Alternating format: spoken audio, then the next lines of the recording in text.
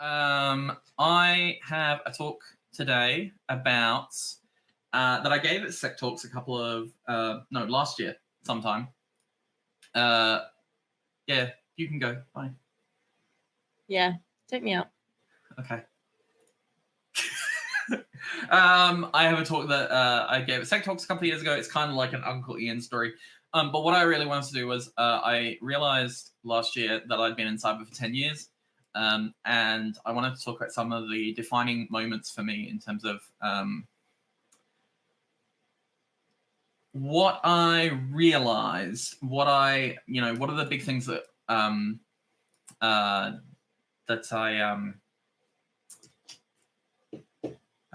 that I was influenced by, those kind of things.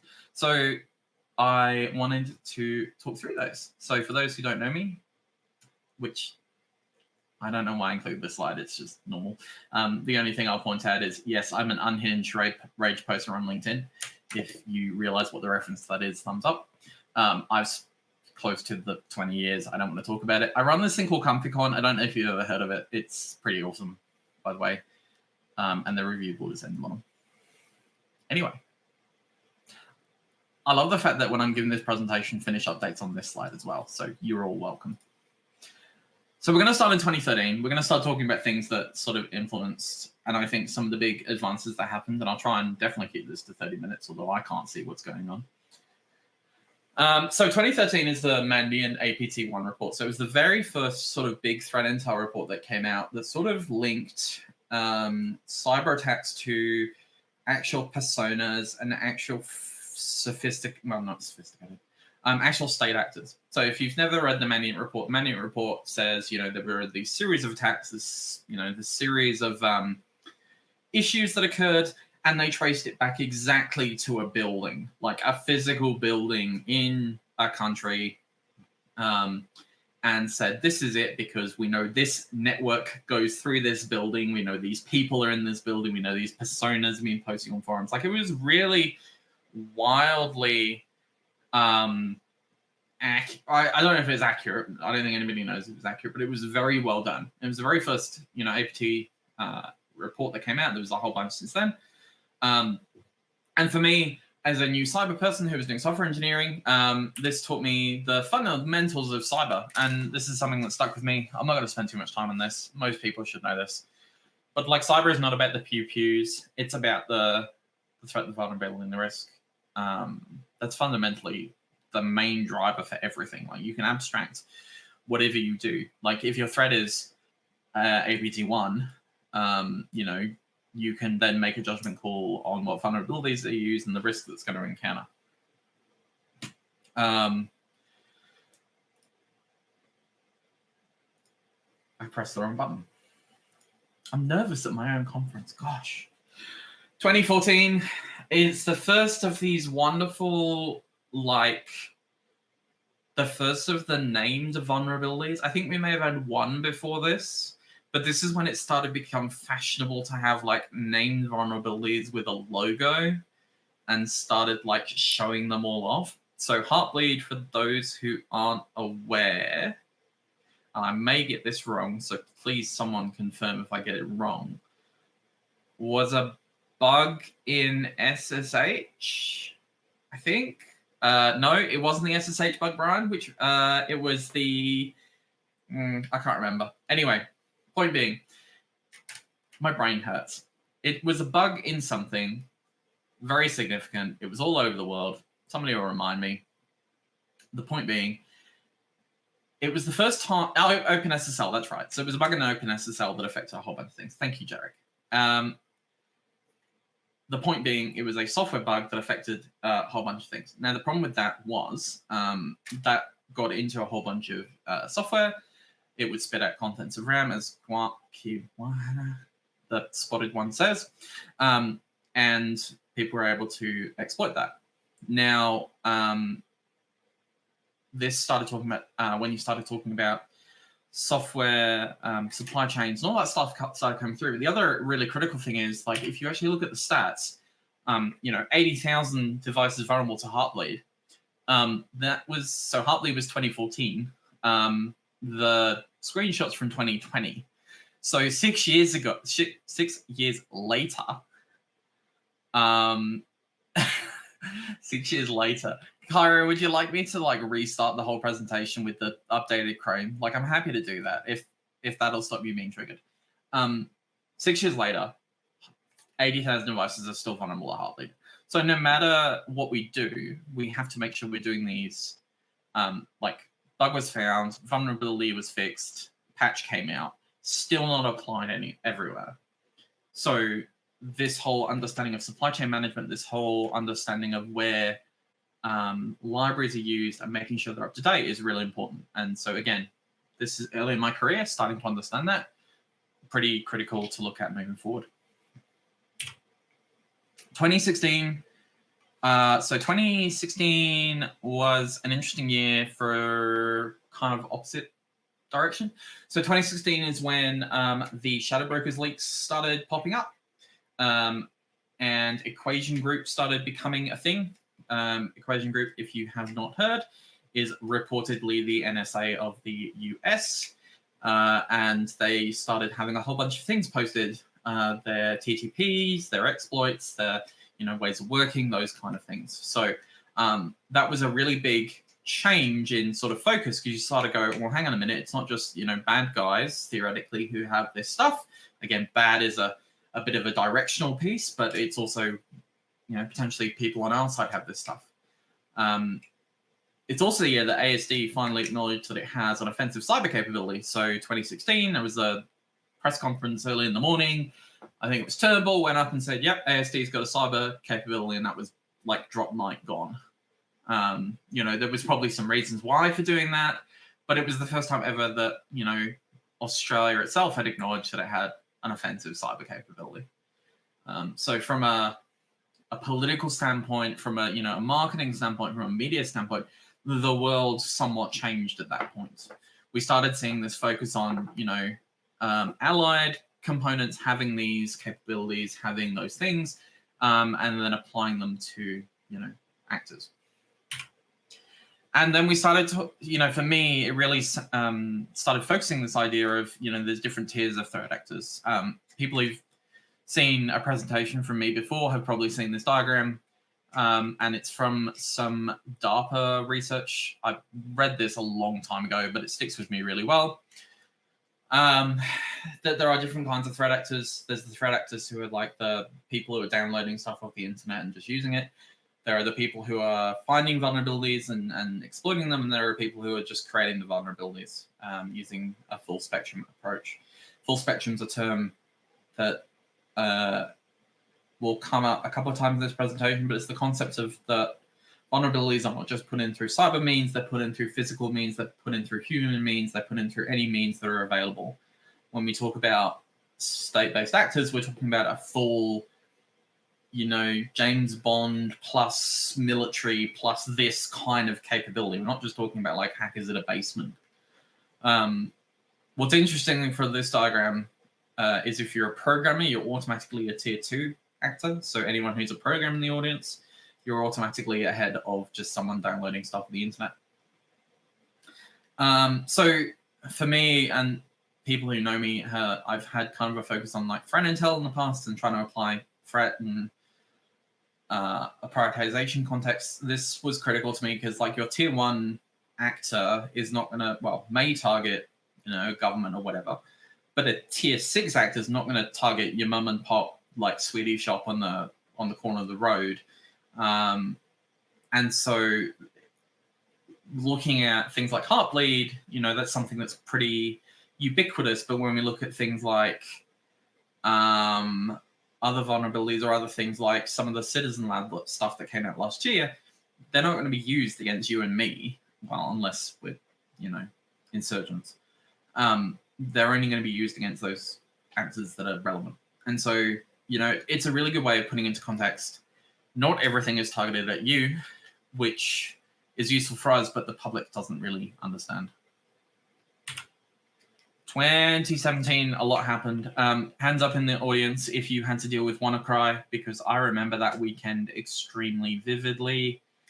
One of the great things about that weekend was the FBI, I believe, put out a threat intel warning. The FBI's threat intel warning was wrong because it was pointing at a thing called JAF, which was actually banking malware. And JAF, the problem was everyone was looking at the indicators for JAF and had no idea how WannaCry was getting around. So WannaCry, for those who don't know, was a reportedly North Korean attempt to use the Eternal Blue exploit that was released during the Equation Group Shadow Brokers drops, and they hooked it together with a piece of ransomware and they sent it around the world. And it was a worm that went around and basically infected everything that was running SMB1. Major impact around the world. Was one of those big, I think it was probably one of those big news events that started bringing ransomware, but also state-based actors and all those kind of things in the world. The interesting thing about it was a state-based actor using a ransomware technique. JAF, weird corn. It was called JAFF, I believe. So the you had a state-based actor using a really unsophisticated technique. I hate the term, but like a really simple technique. And it sort of highlights to me, and it highlighted to a lot of people, that you get, not every state-based actor is using this really high-end technique. There is a cost to using that technique. So if you can do it with a low-end technique, we'll do that. If we have to employ the high-end techniques, then you might lose it and stuff. NotPetya is an interesting addition to that, because NotPetya used the same exploits, but it was targeted, or it appears to have been targeted at Ukrainian businesses. So it was a tax application that was specifically used by Ukrainian businesses, used Eternal Blue again, and targeted a whole group of people. That again, state-based actor attacking, a specific group of people, applying a low-level technique. 2017 is also when the X-Agent malware was reported. Again, it was more relevant to 2014, but for those who don't know, 2014, the Ukrainian conflict in Crimea, there was the Ukrainians were using an app on Android phones, and that app was, again, this is all reported, and there's been some discussion about whether this is true or not. The app was infected with malware by the Russians, and because the app was used to target artillery pieces, the Russians used the compromised phones to determine where the artillery pieces were so they could bomb them. Right? So when we talk about full spectrum in the previous section, that's what I'm talking about. So we used a cyber effect with a kinetic effect to achieve an outcome. It wasn't being used on its own. We're not harvesting, we're not like hacking into the artillery pieces, because we can't necessarily do that. But it was the integration of those two things together. And that, again, is fascinating to me, because the idea was, you're starting to link effects together. You're starting to see how cyber can actually go into the real world. You're starting to see how they can all integrate together to achieve some kind of outcome. We see cyber as this independent thing, but actually it's being used together with a whole bunch of other effects. And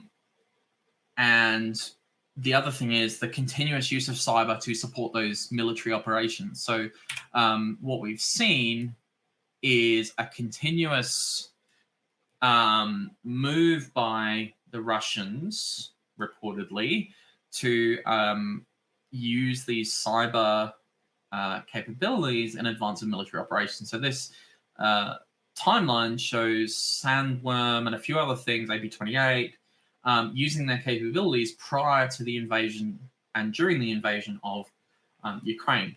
Now, one of the interesting things about the Ukrainian, or one of the interesting facts about the Ukrainian conflict, they were attacked by Black Energy, I think it was. Black Energy brought down the power grid. The Ukrainians were able to recover from that really quickly, because at that point they'd already been used to the fact that their system shut down and were told how to restart them. Like, they were taught how to do it really well. So you see the effects of a cyber attack being countered by, you know, the pure fact that people were used to these power plants breaking. And they were also used to it, so therefore they had less reliance on power. They had generators everywhere, all that kind of stuff. So didn't work quite as well, was kind of defended by just like, we have shitty infrastructure in the first place. I think I skipped 2015, by the way. I can't remember if anything interesting happened in 2015, so please feel free to tell me. 2018, I did have Strava in here, but then someone ruined the fucking Strava breach for me yesterday, so I swapped it around to the other big thing that happened that year, which was this little article that came out from Bloomberg that talks about these servers that were made by Supermicro, and they had little chips in them that apparently would give them full access to everything that was on there. And Amazon and Apple and a whole bunch of places had bought these motherboards and had put them in their systems and therefore been compromised. This has never been proven, by the way. Bloomberg apparently put out an article 4 years later and doubled down on the concept and said that it had been. There was also potentially, somebody said there was DEF CON talk about it as well. I haven't looked at it. But the point being, it is entirely possible. Right, this is not beyond the realms of possibility. And that, again, talk about supply chain, we talk about hardware, you know, there's a great, Casey Ellis and I have a great mutual analogy, which is turtles all the way down. So how far down do you want to go before you can assure the supply chain? Do you talk about the motherboard? Do you talk about the chip on the motherboard? Do you talk about the things in the chip? It's really hard to understand, but like the cyber effects can go all the way down. There's a really great article. So I was working at DST and I had the pleasure of working with these people. There may be some DST people in the room. It's, if you ever want to work for an organization that is doing stuff 10 years in advance, I 100% guarantee it. This is a paper that was put out by them, and it talks about hardware Trojans. And it's a really great thing to look at. So they talked about hardware Trojans, and you could basically set up a network chip to receive commands just by sending crafted packets to the network chip, and it would actually slow down your internet. So the more packets you sent, the more it would slow down your internet. So it's not cutting it off, but it's slowing it down. It's degrading it. It's affecting your availability. Like, it's a very subtle effect. And most people would go, what the hell is going on? My internet's just slow. They wouldn't think, oh, it's my chip. And the other great thing they pointed out during this is most network chips are made by like 3 suppliers. It's Realtek and a few others. So if you wanted to sneak something in here, you could absolutely do that. So again, supply chain being so important into these things, again, that's kind of what I've been shaped by, what I've been sort of looking at in my life, and I 100% encourage looking at. I apologize in advance for anyone who is involved in this one. It's going to get a bit ranty and spicy. Yes, you can put the spicy one up. The ANU breach. So for those who don't know, the ANU breach happened. It was breached by some group. There was a report about it, and the report is probably one of the most triggering things I've read in a long time. They talk about fileless malware as a thing, and they talk about it being a sophisticated actor. They got in, they managed to change, I think they didn't get into research data, but they went into databases related to like students, and they changed them, like they were able to get data from there, like no major issue, but it was a thing. Anyway, the point here is getting triggered by the words sophisticated and fileless malware. Don't use those words in any reports that you ever have. Sophisticated, as InfoSec meme says here, is wearing a hood. Well, sorry, John Drake says is wearing a hoodie, but also a monocle. I don't have a monocle. Sorry, I'm not sophisticated. And then, yes, I put this piece of, quote, thought leadership, unquote, as someone called me a thought leader yesterday, that says the existence of sophisticated actors implies the existence of burgling ones. I think cyber at this point started getting very emotional and started getting very melodramatic, and people were starting to trying to justify that they got breached. And yes, getting breached is inevitable and all this kind of stuff, but like trying to say, oh, it was a sophisticated attack, it was just, it was a phishing email. Like the use of those terms is trying to hide what actually happened and their own inadequacies potentially. Fileless non-persistent writes to registry, Brian. No, they said there was no file at all, which is the thing. So I could understand it if it was like non-persistent file, but they said there was no file at all, not even non-persistent. That's why I don't like this. 2020 is misinformation. Now, there are some people in the room who are more expert on this than I am, but the idea that truth is it's not a constant, it's not a fixed point, it is biased, it is influenced by a whole bunch of things. For cyber people who think in facts and think in figures and think there's the defining things, it's a very confronting concept to think of misinformation like I'm telling you the truth. It's like no, your truth is wrong. Well, it can't be wrong. It's based on numbers and facts. So it's quite interesting how misinformation has come into the world and has started influencing these things. You get concepts such which 2 years later, Ghost of Kiev, which was the pilot. It wasn't actually a pilot flying an aircraft. It was from a video game. And then Russian warship Go Fuck Yourself from Snake Island wasn't a thing. They didn't die. They were captured. All those kind of things. So becomes very hard to understand the truth. Again, especially potentially difficult for people of a neurodivergent nature. Like it's not like how do you understand truth, and how do you understand facts? Very difficult, especially when you're doing cyber. There was one other little tiny thing that happened in 2020, which was we made ComfyCon. I'm not going to spend too much time on this. People know this, but like ComfyCon has been one of the most worthwhile things I've ever done, and I think and hope Shanna and Hoodie and Brian think this as well. I think we've brought a lot of joy to everyone, and I hope you all are really happy with what we do and have brought everyone together. So it is one of the things that I'm most proud of in my entire life, quite frankly, and I'm so lucky to have met so many of you and stuck with you from the beginning. So thank you. Didn't mean to get mushy, but you know who you are. Log4j. Who has nightmares about Log4j? Log4j came, it was like December as well. So, we find this vulnerability in Minecraft. Okay, do I care? No. Oops, it's actually affecting a library that's in Minecraft, but is also in basically every Java friggin' application in the world. Crap. Okay. So Log4j brought up the whole supply chain issues again, and yes, we're going to talk about, well, I'm not going to talk about it, but similar issues as XZ, right? So libxz, whatever we're calling it. Find a bug. Where the hell is that thing in the world? I remember working on spreadsheets trying to go through Java applications and trying to work out which Java applications had it embedded. Again, the joy of Java applications, if you've never worked with one, is that you have a jar with jars with jars with jars with jar, and I can go on for like 10 minutes. There's so many like embedded jars. It's a pain in the ass. S-bombs, as Ben talked about yesterday, I am a big fan of S-bombs and understanding what's in your environment.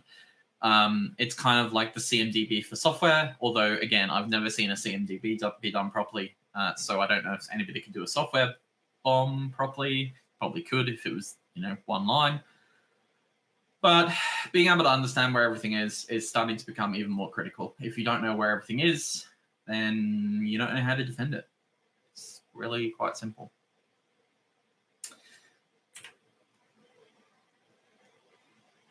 I promise I'll wrap up soon. Am I on time? I think I'm on time. I can't even see anything. It's fine. Optus versus Medibank, two very different breaches happening within the same period of time. Now, James is going to be talking about Optus a bit more, so I'm not going to talk too much about it.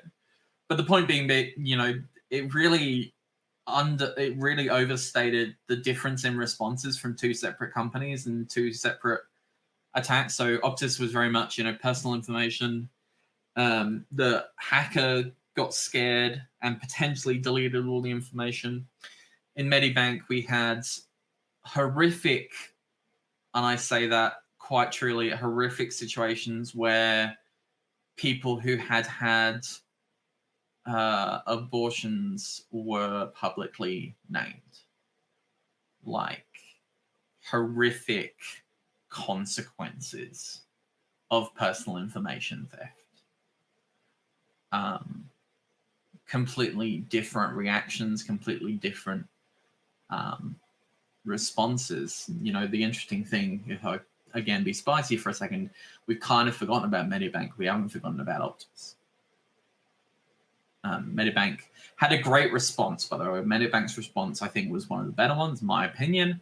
Optus was pretty shit, but the Medibank breach had such a more disturbing impact than Optus. Again, it just shows the amount of information that's out in the world, and that the whole world is driven by that information. Some of the stuff Danaki talked about yesterday in terms of like health data and stuff like that, it's going to become more relevant. Yeah, examples. I was an Optus customer. I was affected. I didn't hear anything for like, I don't know, 2 weeks, 3 weeks. I'm not a Medibank customer, so I can't complain it. But again, it's quite interesting, the difference between the two. And then 2023. I haven't got a favorite of 2023. There's a few things that have come out that, and I'd be curious if people posted in the chat what they think the biggest thing in 2023 that shaped them is. Couple of examples I put here, and again, these are relevant to me. 23andMe, so the DNA testing capability company was breached. So anyone who ever had their DNA tested potentially had their data breached. I believe. I haven't read into it too much. Again, that's an extension of the Medibank one. For those of us who work in a defense space, there's the defense strategy review came out last year. It was a big focus, showed a big shift in priorities and where things were going. And the 2023-2030 strategy for cyber had come out. Now there's a bit of interesting discussion about that, whether it was an effective strategy, whether it was not. I know some people in the room are like, well, hang on a minute, we haven't really worked out what we did from the previous ones. I'm not going to give my opinion. But, there's a lot of things that happened last year, I think it's fair to say, that really had an impact on things that we're doing and things that we're looking at. And then if we look at 2024, XZ, great example. Things that have happened this year.